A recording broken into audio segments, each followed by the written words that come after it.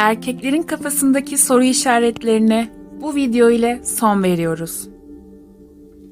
İlişkinizde bir şeylerin ters gittiğini hissettiniz ama nedenini anlayamadınız mı? Bugün bir partnerin sadakatsiz olabileceğini gösterebilecek işaretleri anlamak gibi hassas bir konuyu ele alıyoruz. Bu hassas bir konu olsa da işaretleri anlamak sağlıklı ilişkileri sürdürmek için çok önemlidir. Stoacı bilgelikten yararlanarak düşüncelerimizi ve duygularımızı yargılamadan gözlemleyelim. Amacımız kesinlikle şüphe değil, farkındalık ve anlayışı teşvik etmek. Bu videoyu yararlı bulursanız lütfen beğenin ve kanalımızı desteklemek için abone olun.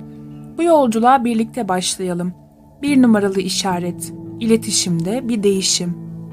İletişim herhangi bir ilişkinin temel taşıdır. Partnerlerin düşüncelerini, duygularını ve deneyimlerini paylaştıkları hayati bir kanal görevi görür. Partnerler arasındaki bağlantının derinliğini belirler. Marcus Aurelius'a göre ise iletişim, duygusal yakınlıktan çatışma çözümüne kadar her şeyi etkiler. Düşündüğünüz şeyler, zihninizin kalitesini belirler. Bu fikir, iletişimin kalitesi, partnerler arasındaki dinamikleri şekillendirebileceğinden ilişkilere uygulandığında önemli bir ağırlığa sahiptir. Partnerinizin iletişim biçiminde ani bir değişiklik fark ederseniz, bu ister diyalogda bir azalma, ister belirsizlikte bir artış veya savunmacılığa doğru bir kayma olsun, bir şeyin olduğunu gösteren, dikkat etmeye değer bir işaret olabilir. Sahne derin bir sohbete giren bir çiftin görsellerine ve ardından dikkatsiz görünen bir partnerin zıt görüntüsüne geçtiğinde daha derin bir oyun olabilir. İletişimin nüanslarının genellikle bir ilişkinin durumunu yansıtabileceği açıkça ortaya çıkar. Konuşmalar tek taraflı hissettirdiğinde veya telefonu, mesajları konusunda ketum davrandığında yüzeyin altında derinlerde bir şeylerin yanlış olduğunu gösterebilir. Belki de uzaklaşmıştır veya duygusal olarak meşgul olmuştur ve gerçek bağlantıya bariyerler yaratmıştır. Dış faktörlerin iletişim kalıplarını önemli ölçüde etkileyebileceğini unutmamak önemlidir. Misal iş yerinde stres, kişisel sorunlar veya duygusal yorgunluk, açıklık ve katılımda azalmaya yol açabilir ve partnerin kendi içine çekilmesine neden olabilir. Bu değişimleri fark etmek, belirli bir düzeyde duygusal zeka ve empati gerektirir şüphesiz ki. Stoacılar yalnızca gözlemlere dayanarak sonuçlara varmak yerine bağlamı anlamanın önemine inanıyorlardı. Davranışını çevreleyen koşulları göz önünde bulundurun. Yani iş yerinde stresli bir dönemden mi geçiyor, yoksa son zamanlarda ailevi bir sorunu veya sağlık sorunu gibi hayatında önemli değişiklikler yaşadı mı? Bu sorular oyundaki dinamiklerin daha derine araştırılmasını sağlar. Açık bir diyaloğa girerek ve endişelerinizi suçlamadan ifade ederek duruma şüpheyle değil şefkatle yaklaşmanızı sağlar. Dürüstlük için her iki partnerin de düşüncelerini ve duygularını özgürce paylaşabileceği bir alan yaratırsınız. Böylece büyük resmimiz daha sonra duygularını açıkça tartışan olgun bir çifte dönüşür.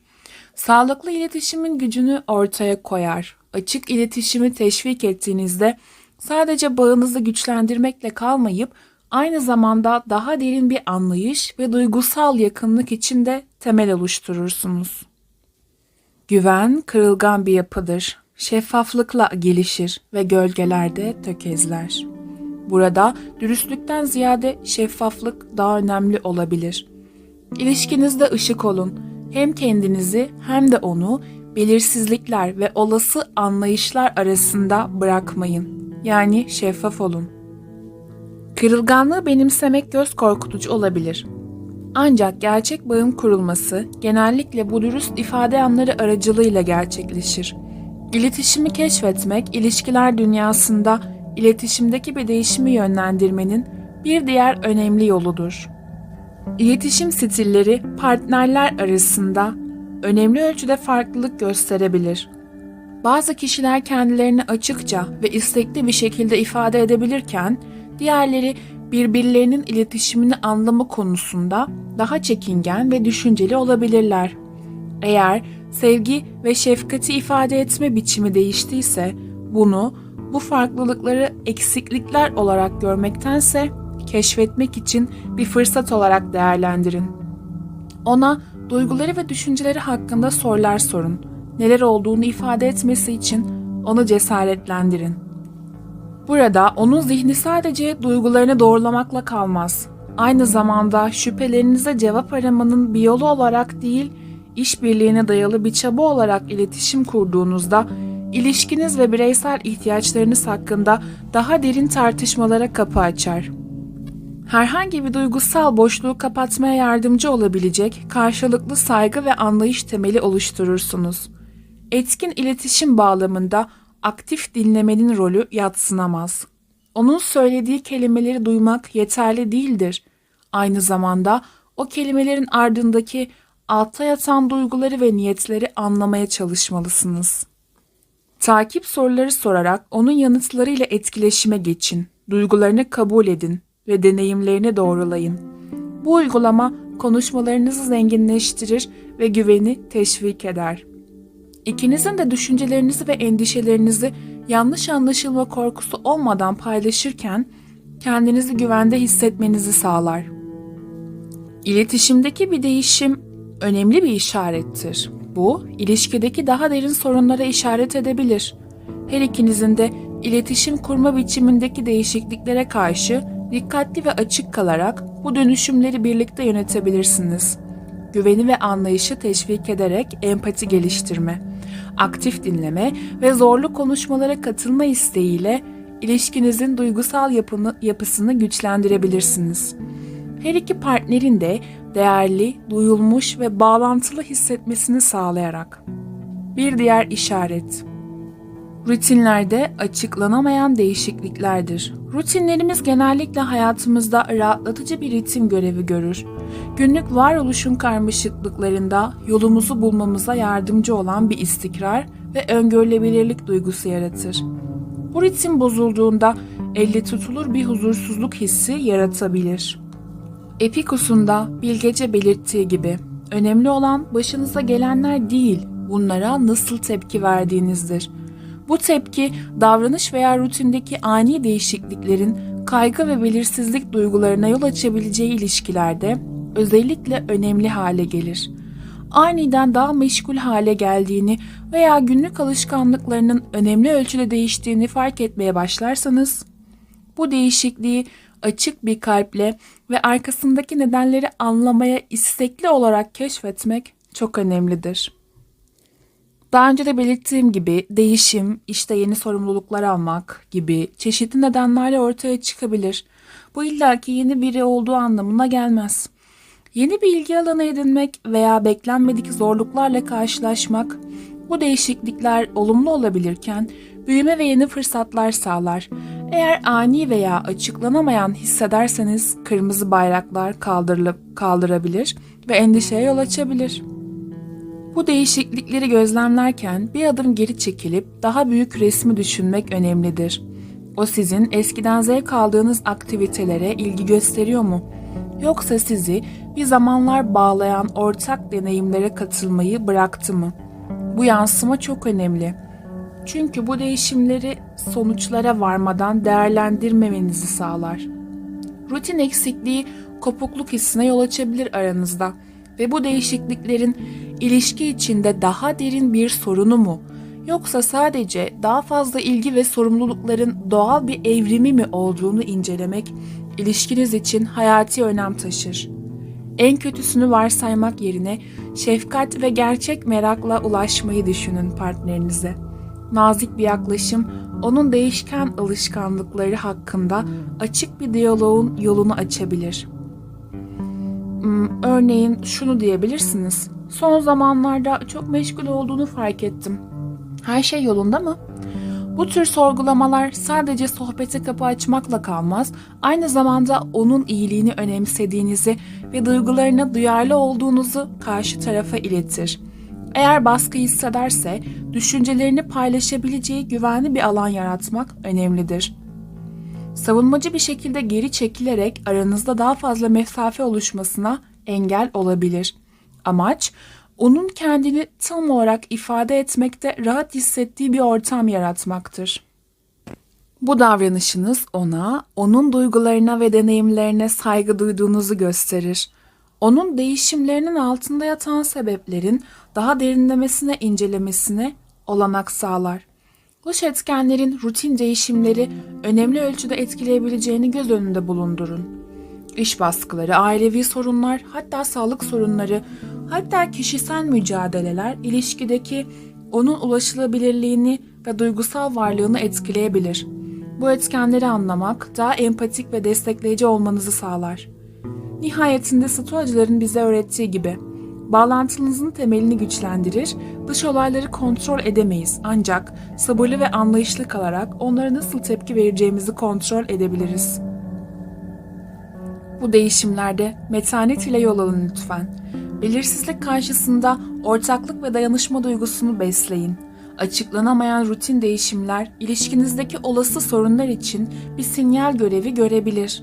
Ancak bu değişimlere şefkatle ve karşınızdaki partnerinizi anlama arzusuyla yaklaşmak daha derin bağlantılar kurulmasını ve güvenin artırılmasını sağlayabilir. Unutmayın, ilişkiler dinamiktir ve rutindeki dalgalanmalar çok doğaldır. Bunu kabul edin. Bu değişimlere karşı ilgili ve duyarlı kalarak açık iletişim ve karşılıklı desteğe dayalı güçlü bir bağ geliştirebilirsiniz. Nihayetinde her iki ortağın da ortaklık işareti budur. Diğer bir numara. Duygusal ulaşılabilirlikteki değişiklikler. Duygular, ilişkilerimizin dokusunu ören iplikler gibidirler. Bir partner duygusal olarak mesafeli davrandığında bu şüpheye yol açabilecek bir boşluk yaratabilir. Seneca'nın akıllıca belirttiği gibi, iyi bir karakter kurulduğunda kararlı ve sarsılmaz kalmalıdır.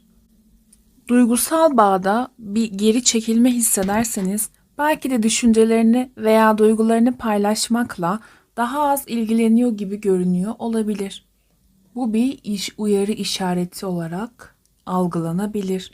Bir kişinin duygusal manzarası dinamiktir. Dalgalanmalar normaldir. Ancak ulaşılabilirlikteki önemli değişiklikler korkunun eylemlerinizi dikte etmesine izin vermek yerine dikkat gerektirir. Gözlemlerinizi ifade etmek için inisiyatif alın.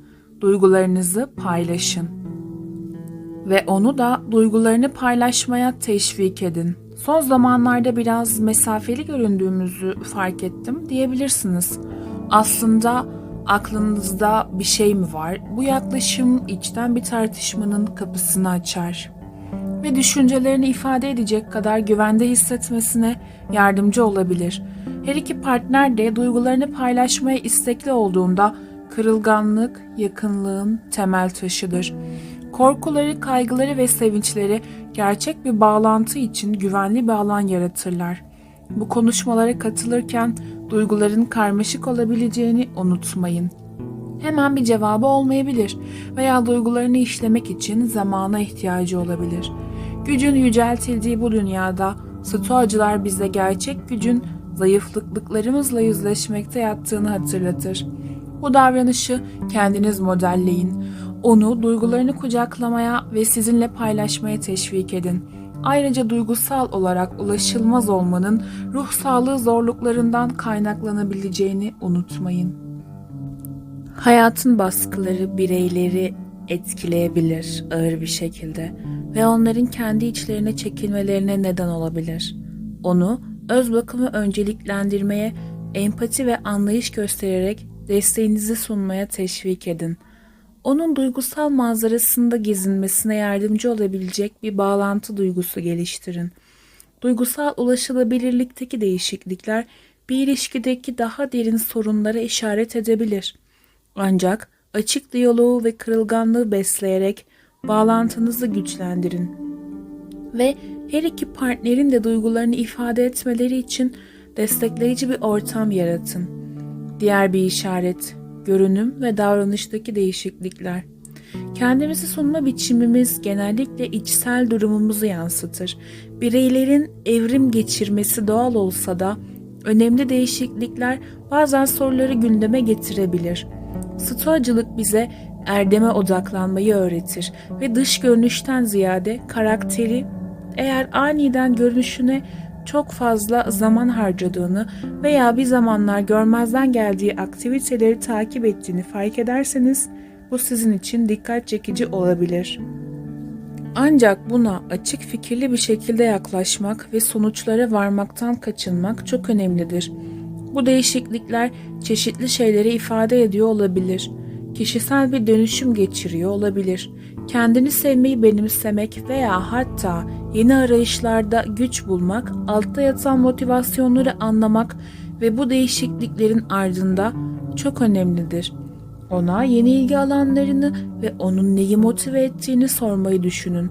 Bu konuşma onun mevcut duygusal hali, rüyası ve arzuları hakkında değerli içgörüler sağlayabilir size. Örneğin şöyle bir şey söyleyebilirsiniz. Son zamanlarda yeni stiller keşfettiğini fark ettim. Bu yaklaşımın sadece onun iyiliğine olan ilginizi göstermekle kalmayıp aynı zamanda kendini özgürce ifade etmesini sağlaması. İlham kaynağınız nedir burada? Amacın yargılanma korkusu olmadan deneyimlerini rahatça paylaşabileceği bir ortam yaratmak olduğunu unutmayın.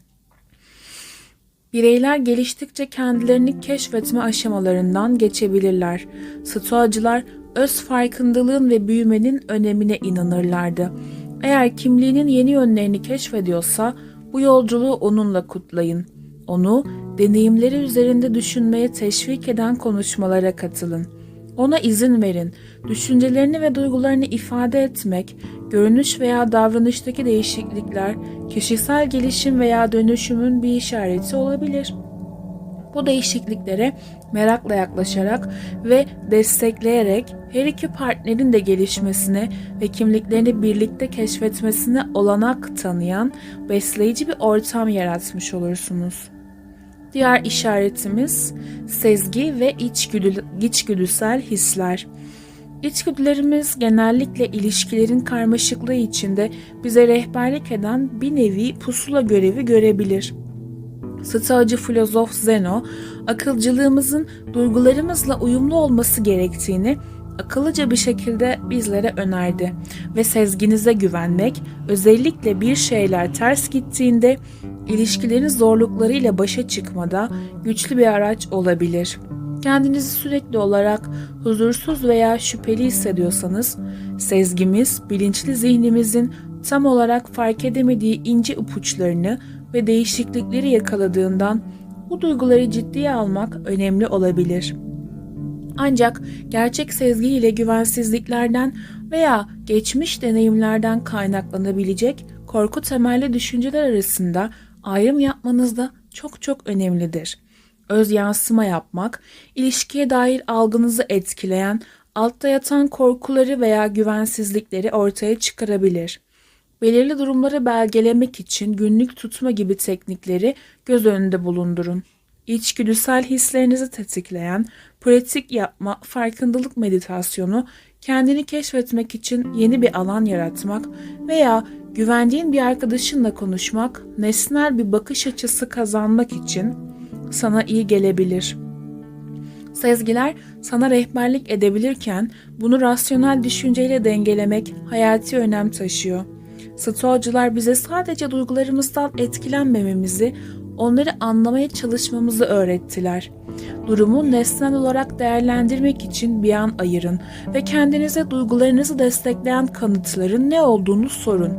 Sadakatsizlik içermeyen davranışları için mantıklı açıklamalar olup olmadığını ve dış stres faktörlerinin eylemlerini nasıl etkileyebileceğini sorun. Duygularınız hakkında bir fikir edindikten sonra endişelerinizi onunla konuşmanın zamanı gelmiş olabilir. Bunun için şefkatli bir yaklaşım gerekir. Konuşmayı duygularınıza vurgu yapacak şekilde çerçevelemek, suçlamalardan ziyade "Son zamanlarda biraz huzursuz hissediyorum ve bunu seninle paylaşmak istedim. gibi bir şekilde söyleyebilirsiniz. Bu yaklaşım onu bakış açısını paylaşmaya davet eder ve açık bir diyaloğu teşvik eder. Onun yanıtlarını aktif ve dikkatli bir şekilde dinlemenizi sağlar. Kendi korkuları veya mücadeleleri olabileceği için kırılganlığa hazırlıklı olun. Bu anı benimsemek bağınızı derinleştirebilir. Birbirinize olan bağlılığınızı yeniden teyit edin ve sezgi değerli bir araç olsa da ilişkinizin daha geniş bağlamını göz önünde bulundurmak önemlidir. Genel dinamikler, davranış kalıpları ve geçmişinizi birlikte düşünün. İlişkinin gidişatını değerlendirmek, duygularınızı bağlamlandırmanıza ve ilerlemek için en iyi eylem planını belirlemenize yardımcı olabilir. Sonuç olarak, sezgi ve içgüdüsel hisler öz farkındalığınızı geliştirerek, duygularınızı rasyonel düşünceyle dengeleyerek ilişkilerde gücünüzü gösterebilir. Belirsizlikte güvenle ve netlikle ilerleyebilirsiniz. Açık iletişim için çabalarken içgüdünüze güvenmeyi unutmayın. Partnerinizin beraber yaptığınız aktivitelerden çekilmesi, daha derin sorunların veya yeniden bağlantı kurma ihtiyacının bir işareti olabilir. Açık diyaloğu teşvik ederek birlikte yeni deneyimler keşfetmek ve ilişkiyi özen ve empati ile beslemek, her iki partnerin de gelişmesi için güvenli bir alan yaratır. Bağınızı güçlendirmek ve zamanla azalmış olabilecek yakınlığı yeniden canlandırmak. Diğer bir işaret, ilişkinizde potansiyel sorunların birkaç belirtisini fark ettiğinizde ve içgüdülerinizin sizi gerçeği aramaya yönlendirmesi durumunda yürek parçalayıcı yüzleşme, zor bir konuşmanın zamanı gelmiş olabilir. Stoacılar rahatsız edici gerçeklerle cesaret ve dürüstlükle yüzleşmeye inanırlardı. Zor tartışmalardan kaçınmanın yanlış anlaşılmalara ve zamanla çözülemeyen duygulara yol açabileceğini hatırlatırlardı. Onunla yüzleşmek, suçlamak veya ona suç atmak demek değildir. Anlayış ve açıklık aramakla ilgilidir. Bunu size bir nevi borçludur. Konuşmaya sevgi ve merak ruhuyla yaklaşın. İlişkiye olan bağlılığınızı vurgulayın. Duygularınızı ve endişelerinizi açıkça ifade edin. Örneğin şöyle bir şey söyleyebilirsiniz. Son zamanlarda ilişkimiz hakkında pek emin değilim ve bunun hakkında konuşmak istiyorum. Bu tür bir açılış yapıcı bir diyalog için tonu belirler.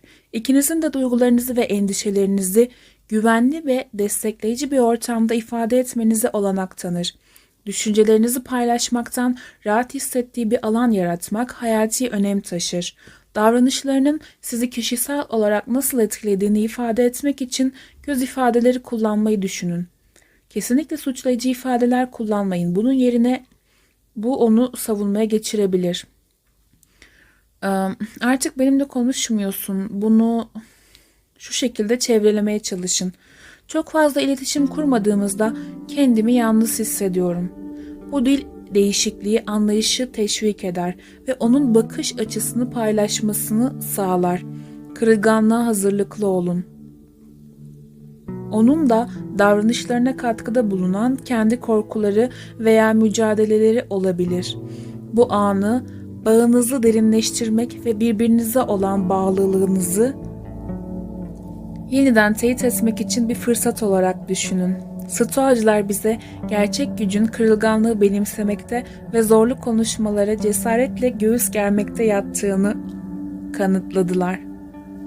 Videomuzun sonuna gelirken lütfen beğenmeyi, arkadaşlarınızla paylaşmayı ve abone olmayı unutmayın.